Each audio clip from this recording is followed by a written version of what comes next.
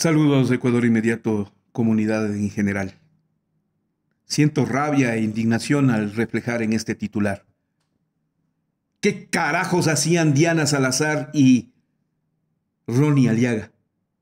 Sí, es una expresión que busca una respuesta.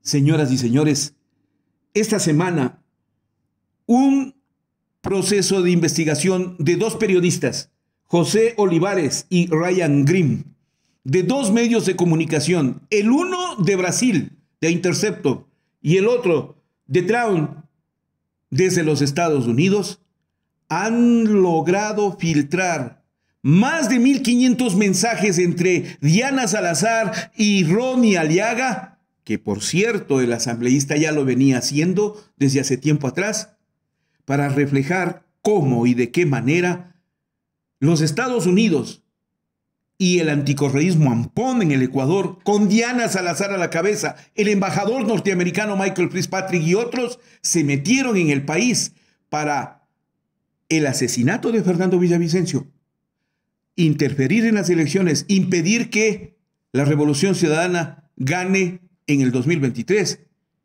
y que se elija al señor Daniel Noboa. Sí, este reportaje no lo va a ver usted en la prensa nacional, no es posible mirar en ningún espacio, pero a mí personalmente me da rabia leer el mismo. Y lo voy a hacer en forma completa, por lo que le pido, siéntese, escúcheme. Y queda para la historia todo lo escrito, porque no lo veremos reflejado nunca en ningún espacio de la prensa rastrera del Ecuador. Pero para acá, aquí yo solo tengo una sensación de rabia. ¿Qué carajos hacía Ronnie Aliaga con Diana Salazar mientras acá se perseguía a la gente que él supuestamente representaba, que él supuestamente era de su partido? ¿Qué hacía usted con Diana Salazar, señor? Y fiscal general del Estado, ¿qué hacía usted con un asambleísta al que le advierte hasta que fugue, revelando la información sensible, que llega al extremo de advertirle que va a ser detenido? Señora Diana Salazar, usted hasta ha incurrido en la revelación de datos que son castigados por los propios Estados Unidos, que supuestamente le protegen. ¿Qué carajos estuvieron haciendo con todo esto? Les repito, voy a leer el reportaje en su completa totalidad con el fin de que todos y cada uno de ustedes al menos queden para la memoria lo que realmente ocurrió. Mataron a un informante de los Estados Unidos, dice el reportaje. Empieza así. 3 balas pusieron fin a una campaña presidencial lanzando a un país y a elementos de Washington, D.C. a una vorágine. Fernando Villavicencio, un carismático político ecuatoriano, había ido ascendiendo durante las elecciones de agosto del 2023 con la promesa de combatir la influencia corrupta de los grupos violentos del narcotráfico. A menos de 2 semanas de las elecciones, al salir de un mitin electoral, el candidato se encaminaba a su carro entre una multitud de gente cuando un asesino lo mató a tiros. El descarado asesinato sacudió al Ecuador, atrayendo la atención internacional hacia las elecciones de la nación sudamericana. Sin prueba alguna, los partidarios de Villavicencio inmediatamente culparon al izquierdista Rafael Correa, quien fungió como presidente desde el 2007 al 2017, y a su partido por el asesinato del candidato. Sigue el reportaje. A continuación, el gobierno de los Estados Unidos se involucró. Primero, el Departamento de Estado anunció una recompensa millonaria por la información que condujera a quienes planearon el asesinato, y después el FBI envió un equipo de agentes para investigar el asesinato. Ahora, mensajes privados filtrados, supuestamente enviados por la fiscal general ecuatoriana Diana Salazar y revisados por el Drop Site News y The Intercept de Brasil, revelan por qué los Estados Unidos invirtió tantos recursos en la investigación del asesinato del candidato. De acuerdo a los supuestos mensajes de Salazar, Villavicencio era informante del gobierno estadounidense, y Salazar, quien aparentemente estaba en contacto cercano con el embajador estadounidense Michael Fitzpatrick, ayudó a formar la narrativa pública de cómo el partido de izquierda era responsable del asesinato.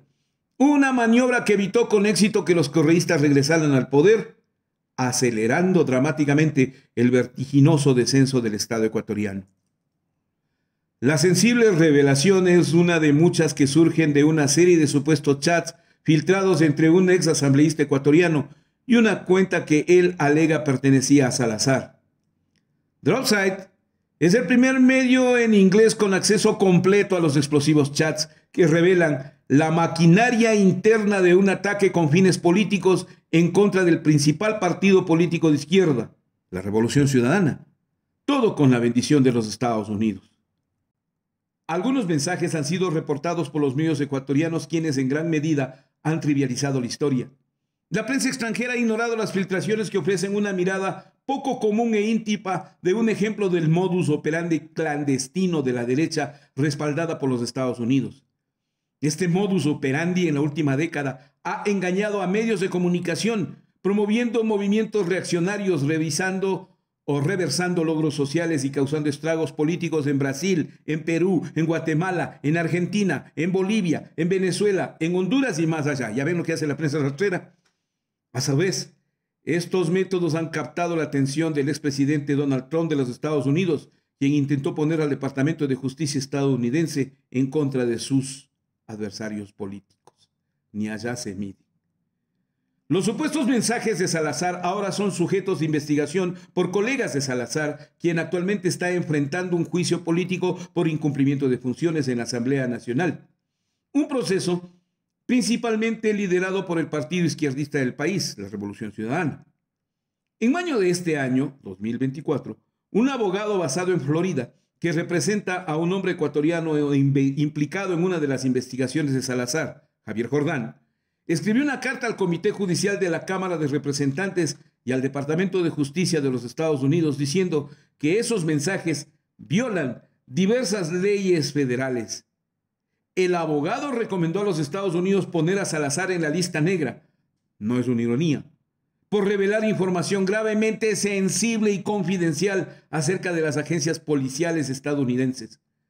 Salazar y su abogada no respondieron a una solicitud para una entrevista ni a una lista detallada de preguntas acerca de esta investigación de Dropsite e Intercept de Brasil.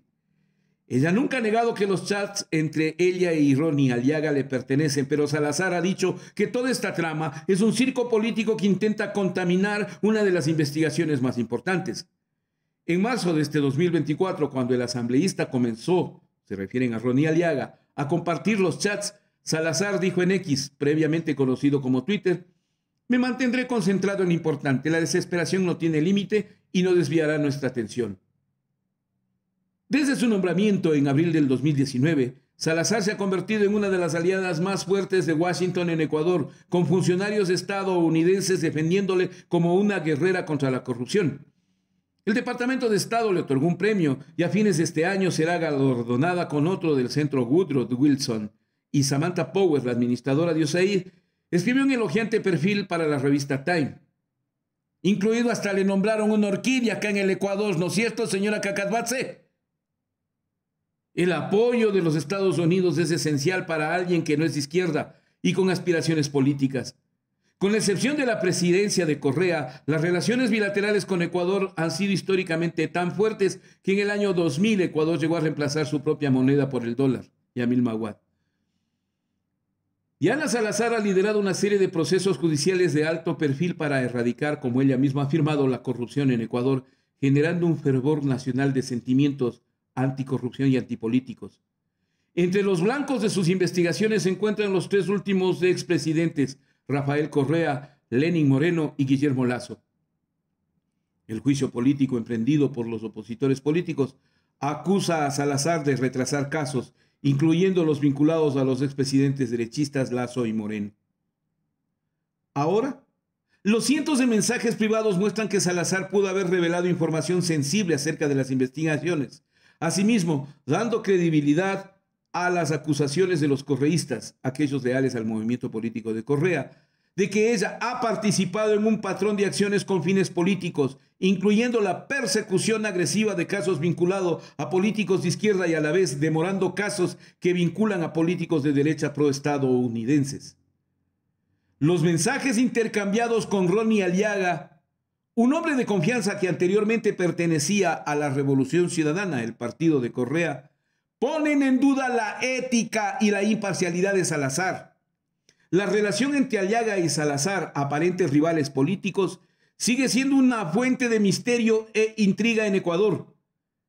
Aliaga estuvo casado durante la relación, pero ahora está pasando por un amargo divorcio. Aliaga le comentó a Dropside que su relación no era romántica, sino de íntima confianza.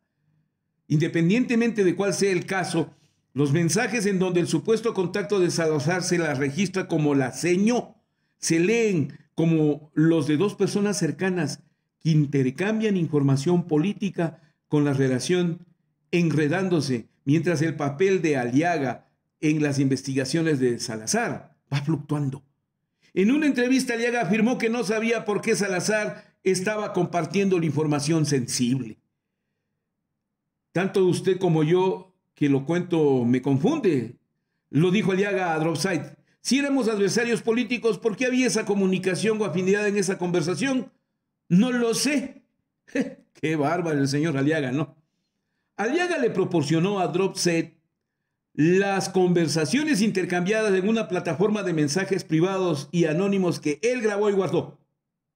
Dropside y The Intercept Brasil también accedieron a otros chats confidenciales provenientes de una investigación criminal separada. Revisamos más de 1.500 mensajes privados que abarcan principalmente desde marzo de 2023 hasta marzo de este año.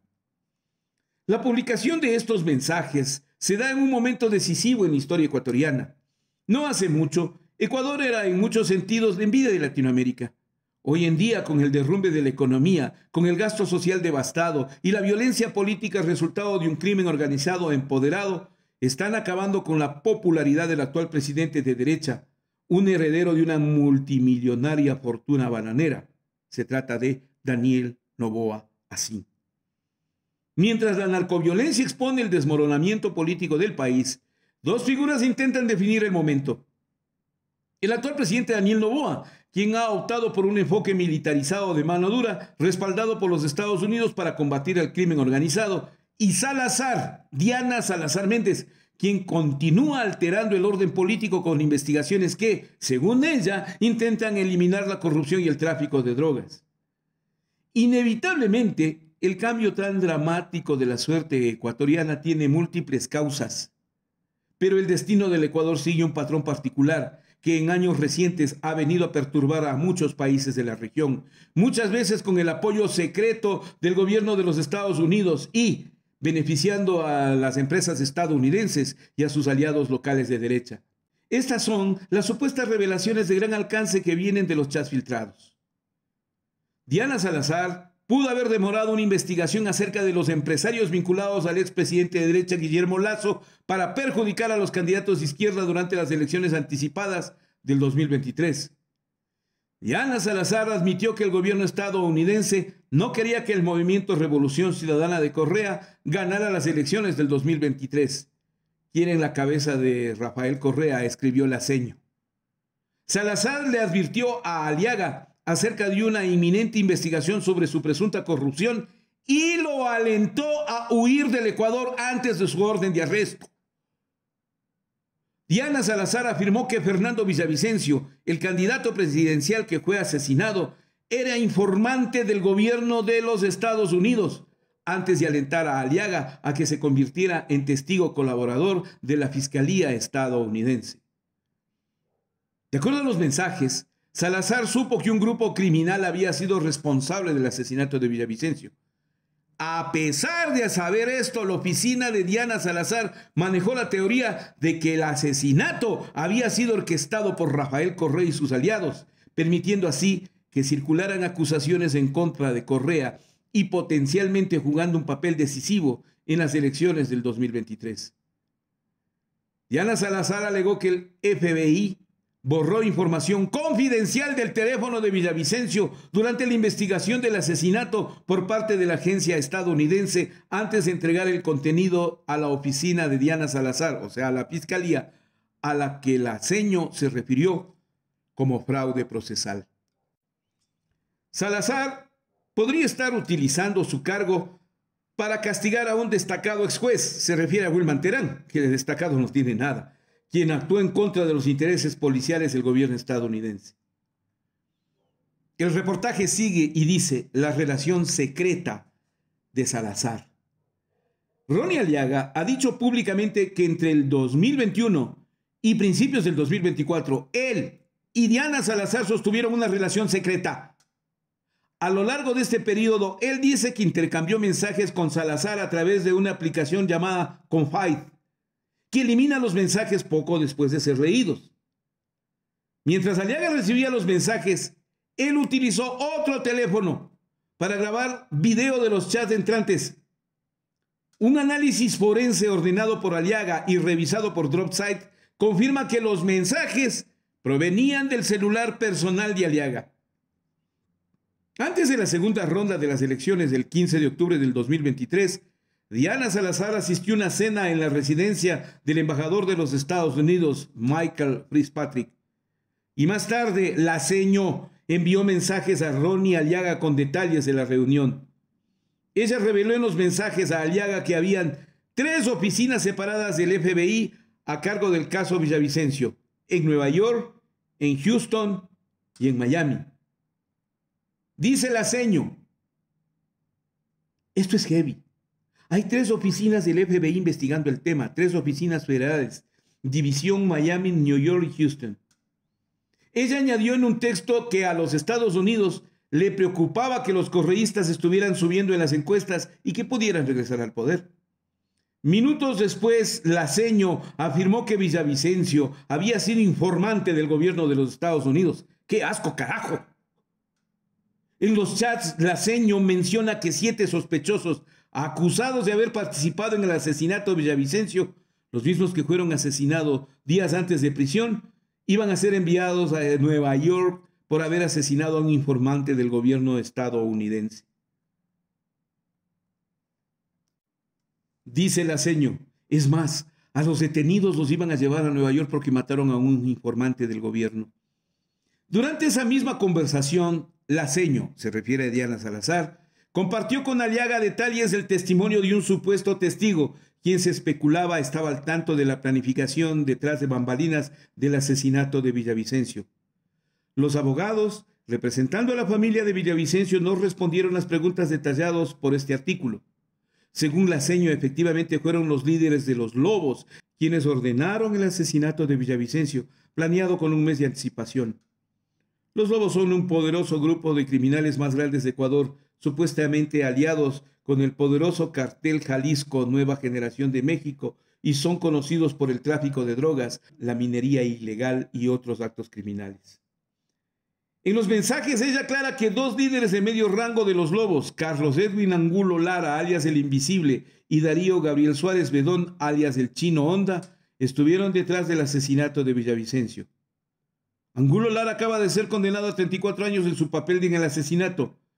Suárez Bedón, aunque ha sido implicado en el caso, no ha sido formalmente vinculado al proceso y actualmente está en prisión por el asesinato de un abogado ecuatoriano de alto perfil. La noticia de que los Lobos estaban detrás del asesinato y no el partido de Correa pudo haber jugado un papel decisivo en las elecciones. Sin embargo, públicamente Diana Salazar permitió que se mantuviera su filtración anterior, que implicaba a Correa. Y le dice la seño Diana Salazar a Ronnie Aliaga que esto planificaron un mes atrás, que era un político de alto valor y que como habían tratado de hacer esto en junio y no pudieron ni querían fácilmente.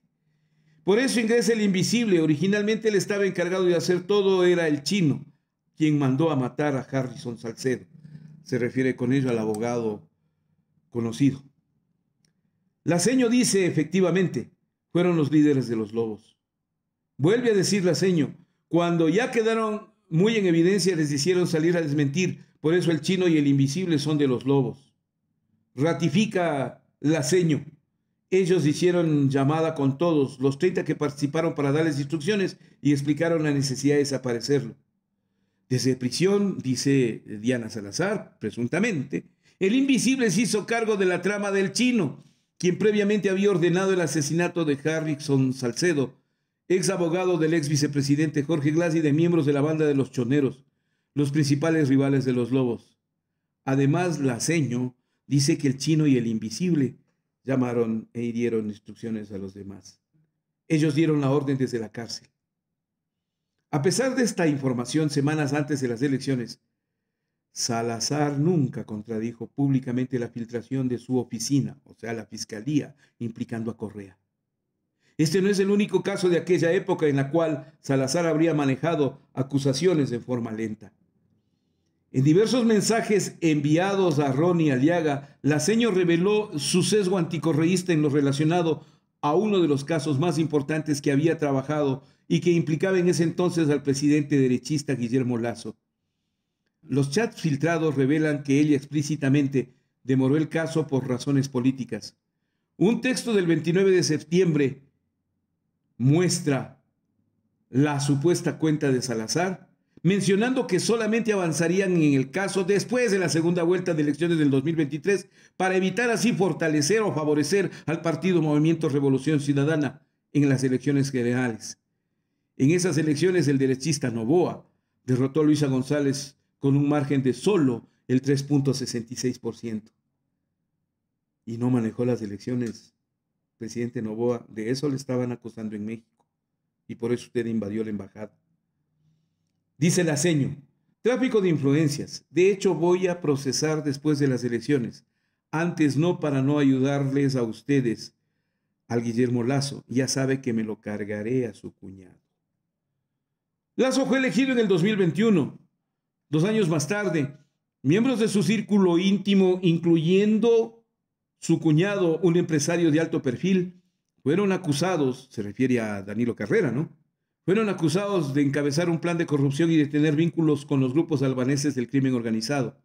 La Asamblea Nacional inició el proceso oficial de juicio político, pero con el fin de evitarlo, Lasso declaró muerte cruzada, una medida constitucional que disolvió la Asamblea y desencadenó elecciones generales. Los mensajes filtrados entre Laceño y Aliaga sugieren que la Embajada de los Estados Unidos compartía la visión anticorreísta acerca de la situación política en Ecuador. La embajada, según los textos de unos días antes, estaba preocupado por el desempeño del Partido Revolución Ciudadana en las encuestas y su posible victoria en las elecciones. Dice Laceño, quieren la cabeza de Revolución Ciudadana. Dicen que ustedes están subiendo. Días después, Laceño reiteró la postura de la Embajada de Estados Unidos con respecto a las elecciones. Ellos saben que si ustedes ganan, todo queda ahí, le dice a Ronnie Aliaga. ¿Quién le teme a Rafael Correa?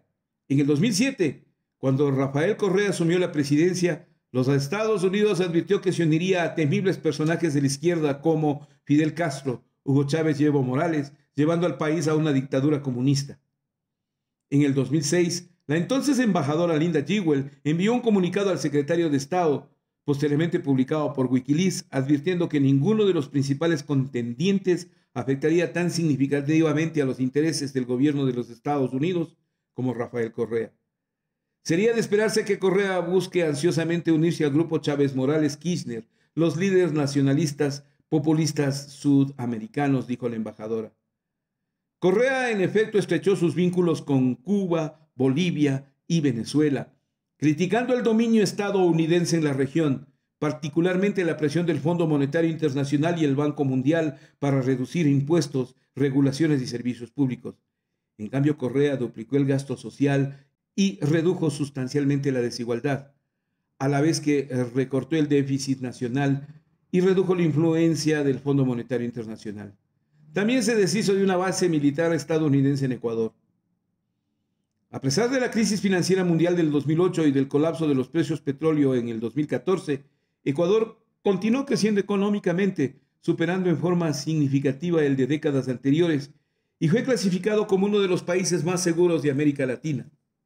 Correa dejó el cargo en 2017, socavando la crítica estadounidense de que se había convertido en un dictador, y respaldó a Lenín Moreno, quien ganó las elecciones con facilidad gracias a su campaña correísta. Mientras se habla de Donald Trump como un político no intervencionista, el equipo al que contrató para manejar su política latinoamericana tenía estrechos vínculos con fuerzas de derecha atrincheradas en Miami, quienes habían estado trabajando con republicanos desde la época de Reagan para derrocar a gobiernos socialdemócratas y sustituirlos con personajes fuertes de derecha, más moldeables a los intereses de Estados Unidos y corporativos. En Brasil, Bolivia y Honduras, movimientos de derecha respaldados por los Estados Unidos participaron en fraudes electorales y en persecuciones de sus adversarios políticos, como el caso de Luis Ignacio Lula da Silva. Los Estados Unidos también respaldaron abiertamente complots de cambio de régimen, incluido un exitoso golpe de Estado en el 2019 en Bolivia y un intento fallido en Venezuela. En Ecuador, el acercamiento a la derecha se produjo con un sorprendente giro de Moreno, quien una vez en el poder repudió al movimiento que le había llevado al poder, tras aliándose con los Estados Unidos y la derecha ecuatoriana. Se recortó el gasto social y se distribuyó el poder entre una facción oligárquica vinculada al narcotráfico. Eso hizo Lenín Moreno. La violencia y la inestabilidad aumentaron en tándem con el crimen organizado. El gobierno de los Estados Unidos aumentó su apoyo a Ecuador proporcionando financiamiento, recursos y capacitación de seguridad, como hasta ahora. Moreno se deshizo de muchas de las reformas progresistas implementadas por Correa. Los correístas se separaron de Moreno y organizaron Revolución Ciudadana, un partido político socialdemócrata. Desde entonces, los miembros de la RC han acusado al gobierno ecuatoriano bajo las presidencias de Moreno, su sucesor Lasso y ahora el actual presidente Daniel Noboa, de haber llevado a cabo ataques políticos para impedir que Revolución Ciudadana regrese democráticamente al poder. El caso más agresivo de una supuesta persecución con fines políticos fue el ataque al mismo Correa en el 2020, acusándole de aceptar sobornos. Correa obtuvo el asilo de Bélgica, pero fue condenado en Ecuador, aunque con pruebas irrisoriamente escasas. Fue sentenciado in absentia de influencia psíquica sobre otros funcionarios públicos y condenado a 8 años de prisión. Esto es lo que nos lleva a Diana Salazar y el enfoque principal de esta investigación. Salazar es una mujer afroecuatoriana de Ibarra, una pequeña capital provincial cerca de la frontera con Colombia. Comenzó su carrera en la Fiscalía General del Estado en el 2001 y ascendió hasta llegar a ser la Fiscal General del Estado en el 2019, momento en el cual Moreno estaba reformando el Poder Judicial para purgar elementos pro Correa. Salazar había ganado por sus investigaciones audaces y amplias para supuestamente erradicar la corrupción y redes del narcotráfico en el país. Sin embargo, ambos han florecido. A medida que el bandazo derechista del país ha perdido el equilibrio a partir de la presidencia de Moreno, la violencia únicamente ha empeorado con el aumento del apoyo de seguridad de los Estados Unidos, el cual alimenta la guerra contra las drogas en el Ecuador, siguiendo un patrón establecido en otros países latinoamericanos. En enero, bandas de narcotraficantes atrajeron la atención mundial cuando llevaron a cabo una fuga de prisión y ocuparon una estación de televisión mientras transmitía en vivo. Eso fue un montaje, una carajada. Luego, el gobierno de Noboa sorprendió a la comunidad internacional cuando oficiales invadieron el 5 de abril del 2024 la embajada mexicana en Quito para sacar a Jorge Glass, el vicepresidente de Correa, a quien México había ofrecido asilo político. En los últimos años, la delincuencia se ha disparado y la economía se ha derrumbado. Un resultado predecible pero sorprendentemente rápido de la política de austeridad que ha agotado la capacidad del Estado ecuatoriano. A lo largo de este periodo tumultuoso, Salazar ha mantenido un cargo importante con gran poder para atacar o perpetuar los problemas de la nación. Ella, ¿se refieren a Diana Salazar? Es una pieza de los grupos de derecha en el país, dijo Carla Morena Álvarez Velasco, docente investigadora del Instituto de Altos Estudios Nacionales y especialista en temas de seguridad. Y es una pieza clave también del gobierno norteamericano en este país. En los últimos años, persecuciones cuestionables en contra de los políticos de izquierda se han convertido en un patrón en toda América Latina, basadas en su manual de estrategias y respaldado por el gobierno de los Estados Unidos. En Perú y en Argentina, entre otros, un patrón de persecuciones respaldadas por los Estados Unidos pusieron en la mira a políticos de izquierda mientras preparaban el cambio de un régimen. Las revelaciones de Diana Salazar también reflejan uno de los ejemplos más atroces de la mala conducta de una fiscal respaldada por los Estados Unidos en la región.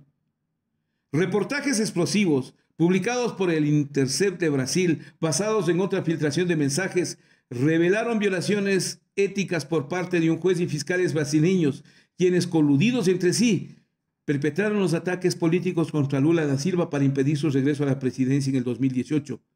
El juez Sergio Moro, aclamado por los Estados Unidos como un campeón anticorrupción, ha caído en desgracia después de que la Suprema Corte evidenció su parcialidad para desestimar la sentencia que condenó a Lula a prisión.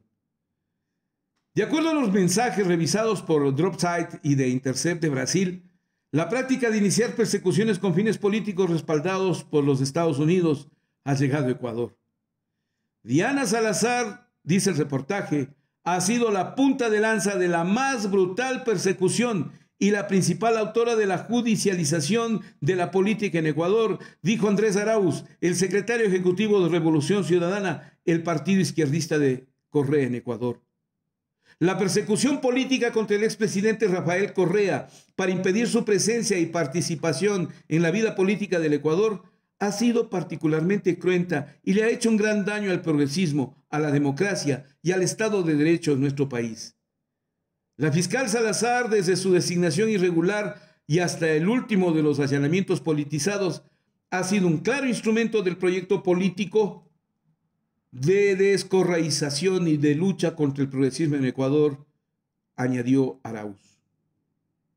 Informantes, acusaciones, el FBI y el asesinato de Villavicencio. Continúa este reportaje de investigación de el The Intercept de Brasil con el Dropsite de Estados Unidos.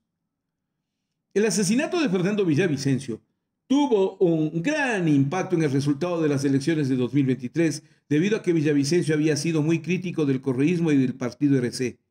Sus opositores políticos, incluyendo el candidato que sustituyó a Villavicencio, comenzaron a alimentar el rumor de que Correa había sido orquestado el asesinato. Este es Cristian Zurita, ¿no? Con ese rumor, Luisa González, la candidata de Revolución Ciudadana que parecía triunfar, comenzó a caer en las encuestas. Esto ayudó a que Daniel Noboa, el heredero de una fortuna bananera de 35 años, ganara las elecciones para la presidencia. Eso le estaban diciendo desde México. Nunca hubo pruebas de que los perpetradores del asesinato de Villavicencio tuvieran vínculos con la RC. La viuda, Verónica Zarauz, y la hermana de Villavicencio inicialmente dijeron que el Estado era parcialmente responsable y culparon al gobierno de Lasso por no brindarle suficiente protección a Villavicencio, a pesar de las múltiples amenazas contra su vida que había recibido. Además, de los 7 sospechosos que posteriormente fueron asesinados en prisión, un sospechoso herido que fue detenido en el lugar de los hechos murió poco después bajo custodia policial y en circunstancias misteriosas. Aproximadamente una semana antes de la segunda ronda de las elecciones presidenciales del 20 de octubre, la viuda de Villavicencio y el reemplazo de Villavicencio, Cristian Zurita, dijeron haber recibido una filtración de la oficina de Diana Salazar acerca del testimonio de un supuesto testigo protegido que culpaba a Correa y a su gobierno por el asesinato de Villavicencio. Correa estaba fuera del gobierno desde el 2017.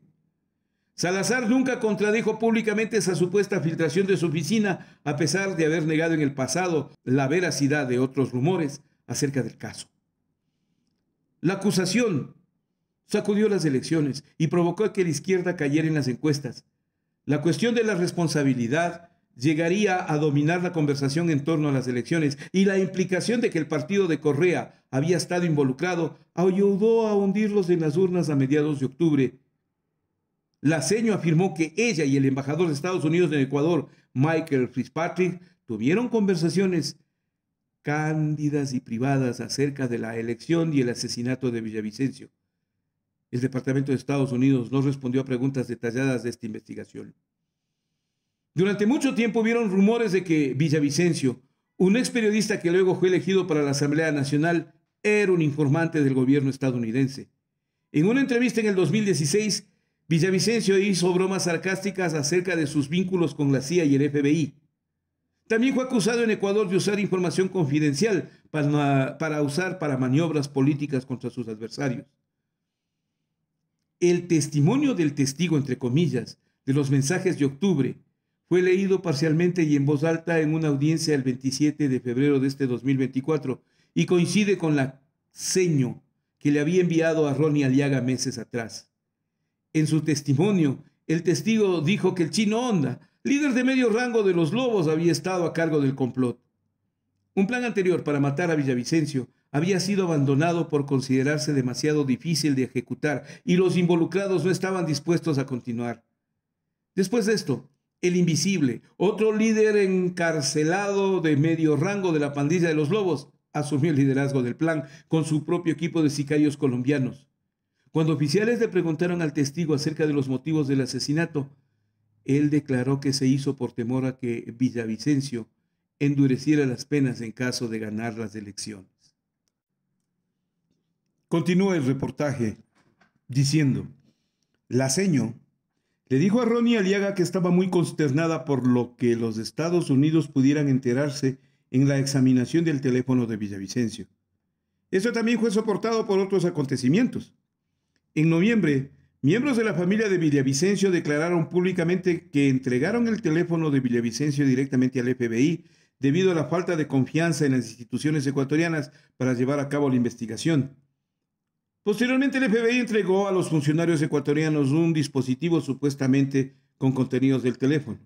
No solo que dijeron del FBI, también que botaron al río Tomebamba, ¿verdad? Qué cínicos. Las conversaciones entre Aliaga y la seño de noviembre sugieren que Salazar podría haber recibido el contenido del teléfono en un volcado de datos del FBI, pero que sospechaba que el FBI había borrado información. Es fraude procesal, escribió. Es justamente lo que le dije a los fiscales y el FBI. Aquí dice la seño, que por más información relevante esta prueba será cuestionada. Entregaron un volcado, igual ya lo tengo. Una copia de la nube, no el equipo. Y ahí pudieron borrar. Fraude procesal. Eso dice la seño. Entiéndase que la seño sería la fiscal Diana Salazar. El comité legislativo que investigó el asesinato de Villavicencio emitió un informe con sus conclusiones a mediados de junio. En él encontraron que Lazo, Guillermo Lazo, y la Policía Nacional pudieron haber cometido infracciones penales y administrativas al no proteger a Villavicencio. El comité señala que Lazo no cumplió con sus deberes constitucionales y que el asesinato de Villavicencio pudo haberse evitado. El informe determinó además que la entidad penitenciaria había cometido graves omisiones en su trabajo, dejando que los acusados del asesinato de Villavicencio fueran asesinados en prisión. Durante una audiencia en junio, la Fiscalía reprodujo un video pregrabado del mismo testigo protegido, al quien su testimonio había sido filtrado antes de la elección, declarando que había un precio de $200,000 por la cabeza de Villavicencio y que el gobierno de Correa había ordenado el asesinato. Sin embargo, el testigo habría salido meses antes en un video publicado en TikTok diciendo que lo habían presionado para incriminar a Rafael Correa. La viuda de Villavicencio ha comenzado a dudar de la solidez de la investigación de Diana Salazar, señalando contradicciones entre el testimonio del testigo protegido y las propias declaraciones de Salazar. La viuda de Villavicencio dijo que Salazar había afirmado que el contrato para matar a Villavicencio valía $1 millón y que asimismo incluía otro asesinato, el de la propia Salazar. La viuda de Villavicencio también afirmó en junio tener conocimiento de entrevistas grabadas del FBI con 7 sospechosos asesinados, quienes supuestamente serían sacados del país como parte del acuerdo. Esto coincide con el mensaje de la seño a Ronnie Aliaga, pero por Dios que hacían este paz, en el que él dice que los detenidos iban a ser llevados a Nueva York por haber matado a un informante estadounidense. A mediados de julio, 5 personas fueron sentenciadas por el asesinato de Villavicencio, todos vinculados con la banda de los Lobos y sin nexos conocidos con Revolución Ciudadana.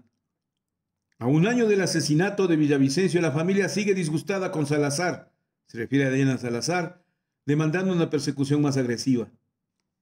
Aliaga, el asambleísta, a principios de este año, fue implicado formalmente en una investigación anticorrupción de alto perfil llamado Caso Metástasis, en el cual funcionarios públicos y miembros del Poder Judicial han sido acusados de aceptar sobornos de un narcotraficante a cambio de decisiones favorables. Pero antes de la acusación formal en contra de Ronnie Aliaga, la seño, o sea Diana Salazar, le advirtió de su inminente arresto, aconsejándole huir del país para evitar ese arresto. A ver, le dice la seño, váyase del país, póngase a buen recaudo. Es la única manera. Ya después ve qué hacer, le escribió a Ronnie Aliaga Diana Salazar, insinuando que le ayudaría a organizar su defensa. Debemos armar estrategia. Por Dios, ¿qué hace la fiscal? Pidiendo la fuga de un detenido, de un presunto implicado o de una persona señalada por corrupción a la que le han perseguido. Eso no es incumplimiento de funciones. No, eso es cinismo público. Por eso digo en el titular, ¿qué carajos hacían Diana Salazar y Ronnie Aliaga? En una entrevista, sigue el reportaje, Ronnie Aliaga le dijo a Dropside que la relación con Salazar era una montaña rusa de emociones. Un día, dice él, era amigable y le ofrecía ayuda, asegurándole un resultado favorable en su caso. Otros días le decía que las pruebas en su contra eran abrumadoras y le amenazaba e intimidaba.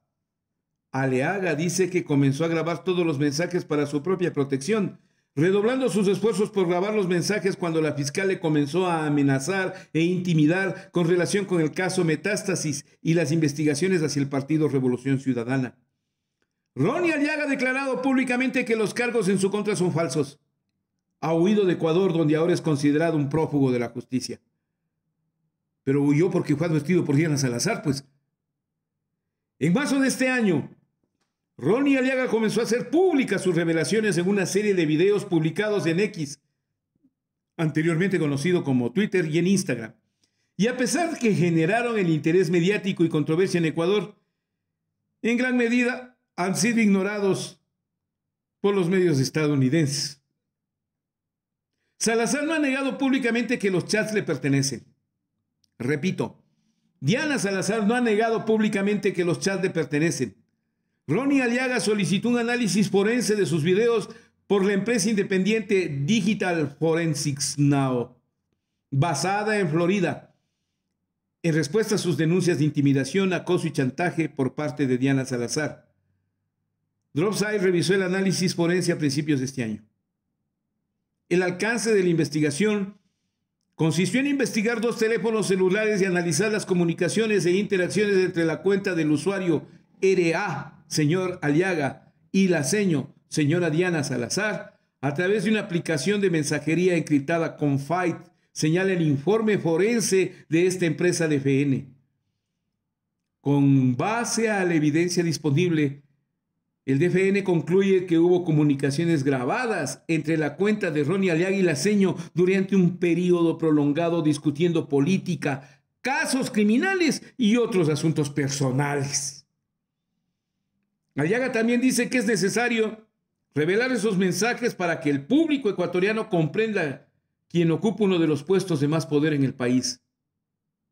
No digo que soy perfecto, dice Ronnie Aliaga. No digo que no me he equivocado. Sí. No estuvo bien el hecho de exponer conversaciones privadas, créanme que no exista, y no existe ninguna otra forma de exponer quién es realmente Diana Salazar. En Ecuador, en el 2017, bajo el liderazgo de derechistas opositores a Correa y el Partido Revolución Ciudadana, han emitido órdenes de arresto en contra de Correa y de varios políticos destacados de la RC en relación a las investigaciones de Diana Salazar. Ya ven lo que exponen en sus chats. Diana Salazar sirve a los intereses de la derecha, dijo Álvarez, profesora y experta en temas de sociedad ecuatoriana, que ahora es Noboa, pero ayer fue Lazo y antes de ayer Lenín Moreno. Es como una línea, hay continuidad ideológica y de valores que trasciende a los personajes, ha dicho esta analista. El influjo psíquico de Correa, sigue el reportaje. Correa estuvo en la presidencia del 2007 al 2017, durante un periodo en el que el Ecuador fue visto como una isla segura de paz, rodeada de conflictos prolongados. En el 2009, el gobierno de Correa se deshizo de la base militar estadounidense, una medida que el actual presidente Daniel Noboa lo señala como culpable del aumento del narcotráfico y la violencia. En el 2019, la oficina de Diana Salazar investigó una oficina denominada Sobornos 2012-2016, en la cual acusa a Correa de encabezar una red corrupta de funcionarios que recaudaron más de $7 millones en sobornos. Los correístas alegan que el caso se basó en pruebas muy débiles. Durante la investigación, Un asistente de Correa entregó un cuaderno que, según dijo, incluía evidencia contemporánea de que Correa había aceptado sobornos, pero pronto se demostró que el cuaderno no había sido impreso hasta el 2018. El cuaderno Hello Kitty, ¿no? Varios años después de que se habían tomado las supuestas notas. Aún así, fue aceptado como evidencia clave. A pesar de que la supuesta evidencia débil del caso, el propio Correa fue declarado culpable de influjo psíquico sobre funcionarios públicos, conminándoles a que acepten sobornos. Fue condenado in absentia a 8 años de prisión y se le prohibió participar en la política nacional durante el término de su condena. Bélgica le concedió asilo y, debido a la naturaleza política de su caso, la Interpol se ha negado una y otra vez a emitir una alerta roja para arrestarlo. Correa apeló el veredicto de culpabilidad y, aunque se esperaba que fuera un proceso largo, el proceso total de apelación duró únicamente 17 días. Los jueces habían sido designados por Moreno. Ratificaron el veredicto. Otro caso, el caso Sinohydro, acusó una red de funcionarios, incluyendo al expresidente Moreno, de recibir sobornos a cambio de permitir un proyecto hidroeléctrico a que continuara operando. Ese caso aún permanece abierto y es parte de una táctica de comunicación pública de la derecha para acusar a Correa de vender el país a China. De nuevo, una estrategia que se alinea claramente con los intereses de Estados Unidos en la región. El procesamiento de Correa polarizó profundamente al Ecuador, y muchos acusaron a Diana Salazar de perseguir el caso por razones políticas, señalando la velocidad del proceso. El caso en contra de Correa y sus aliados está cerrado, pero los otros casos que implican al expresidente Moreno y a los aliados del expresidente Lasso aún permanecen abiertos. El caso Metástasis. Sigue el reportaje. En el caso Metástasis, una de las investigaciones más importantes en la carrera de Salazar, la fiscal ha perseguido una gran cantidad de funcionarios acusándoles de haber recibido sobornos del narcotraficante Leandro Norero, quien ayudaba a lavar dinero mientras mantenía conexiones con varias organizaciones criminales, incluyendo los Lobos. Norero, quien supuestamente dio dinero a funcionarios para continuar dirigiendo sus operaciones desde prisión, fue asesinado ahí en el 2022. Salazar ha dicho que el caso Metástasis en el Ecuador es el más grande de la historia contra la corrupción y el narcotráfico. Salazar ha basado el caso en gran medida en los exámenes de texto supuestamente encontrados en los teléfonos de Norero. Recientemente, un testigo del caso, quien supuestamente era compañero de celda de Norero, brindó un testimonio diciendo que Correa había tenido videollamadas con Norero mientras él estuvo en prisión, pero no se han presentado pruebas concretas de tales llamadas. Falso. Antes de huir del país, Ronnie Aliaga fue formalmente implicado en el caso Metástasis. Fue acusado de corrupción en marzo, casi 2 años después de ser fotografiado en una piscina en Miami con otro prófugo ecuatoriano vinculado a Norero. Los fiscales de la oficina de Diana Salazar han acusado a Aliaga de ser el ruso, un personaje mencionado en algunos mensajes de Norero. También lo han acusado de actuar en representación de Norero en la Asamblea Nacional. Ronnie Aliaga ha categóricamente rechazado la acusación de Laceño. Ella le dijo a Aliaga que creía que el Partido Revolución Ciudadana lo estaba abandonando y lo trató de convencer de que se convirtiera en testigo cooperante no solo para el gobierno ecuatoriano, sino también para el gobierno de los Estados Unidos. En los mensajes, Salazar supuestamente le explica que tiene conexiones con fiscales en la Florida y que al cooperar con ambos países, su sentencia podría reducirse al 90%. Le dice Laceño, el 13 de marzo del 2024, a las 4:26 de la tarde, ¿le interesaría hacer cooperación eficaz? Ronnie Aliaga, ¿cuáles serían las condiciones? Laceño, bajar la pena de hasta el 90%, ingreso al sistema de protección. Su organización me ha dejado solo, sálvese. Ronnie Aliaga, pero ni siquiera soy culpable. ¿Y cooperador sobre qué tema? Mejor dicho, ¿a quién tengo que tirar al agua? Laceño, jamás digo lo que tiene que decir, simplemente usted elige lo que considere. Ronnie Aliaga, le soy honesto, mejor está la propuesta de sus amigos gringos. Laceño, tengo que conversar con los fiscales dependiendo del estado donde esté. Florida es el más fácil porque ahí tengo los fiscales y quienes trabajan conmigo. Ahí está. Me molesta aquella expresión de Ronnie Aliaga. Le soy honesto, la mejor propuesta es de sus amigos gringos. ¿Qué carajos estaba entregando a los Estados Unidos? Otro informante más. Y la señora Diana Salazar, fiscal general del Estado ecuatoriano, le ofrece trabajar con testigos y fiscales en la Florida.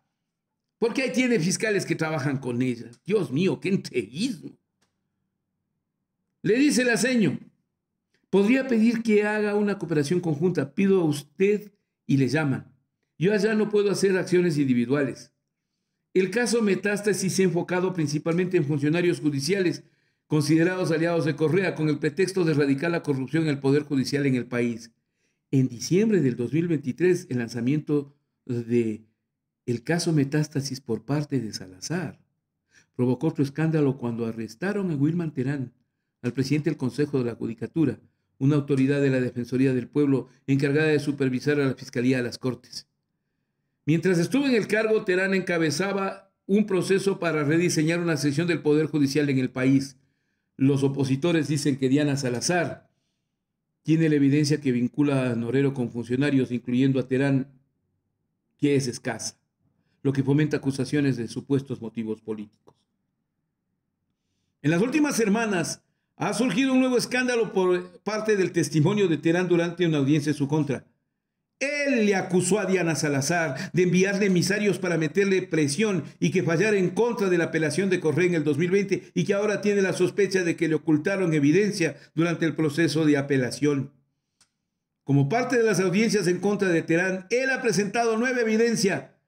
Mensajes que él dice haber intercambiado con Diana Salazar usando un teléfono que los fiscales nunca confiscaron.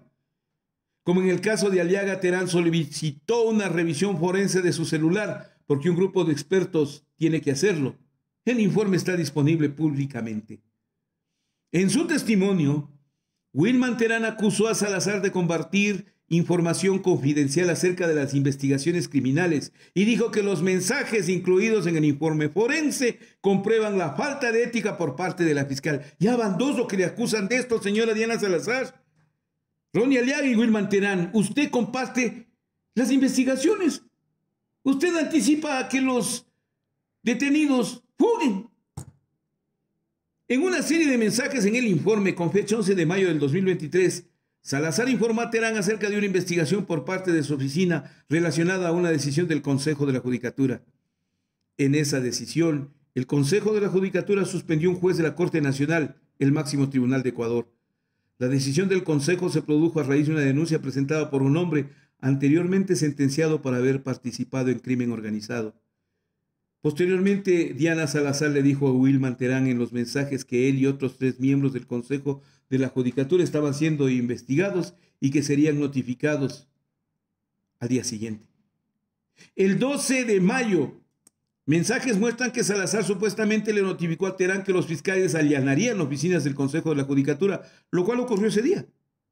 La investigación acerca de la suspensión y destitución del juez nacional, que luego se convertiría en un caso penal aparte en el que están implicados Terán y los otros, alega irregularidades en la decisión del Consejo de la Judicatura de suspender a un juez.